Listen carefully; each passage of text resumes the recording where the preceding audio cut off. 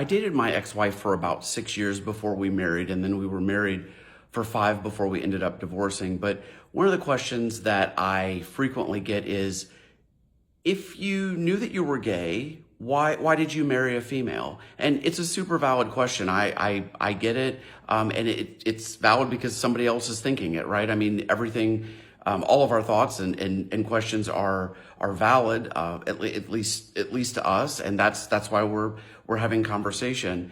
But I think the way that I would explain that is that from the time I was about 6, I really did feel that I was different. It was difficult for me to quantify what that meant, but I did feel that I was different. And, throughout the time that I was growing up and even the time that I met my ex-wife, I never thought, I want to do this or do that to hurt someone. There was no malice certainly ever involved. And it was, I'm going to force myself to conform to the way that I feel that I need to be in society and what is expected of me. So I did that for a number of years and would do certain psychological things even. And this, I think, really does illustrate what goes on in someone's mind, and certainly within my mind, because I'm speaking for me. But as I started driving, I would notice the stop lines on pavement, and I would say, okay, if I can get past this stop line before the light turns yellow, I'm not gay.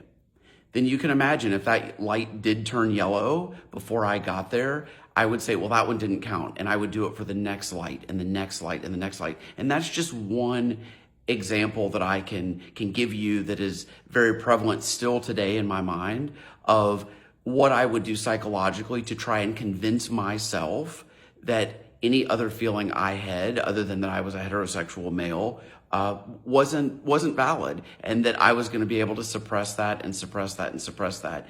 And again, while I think that many people are not going to be able to relate to that, I know that a very large number of you seeing this will be able to relate to that. And there are many other stories that you would be able to share as well. And that's really what I want to do, is I want to encourage conversation. I want to encourage comments. I want to encourage respectful debate, because I think that's how we all learn.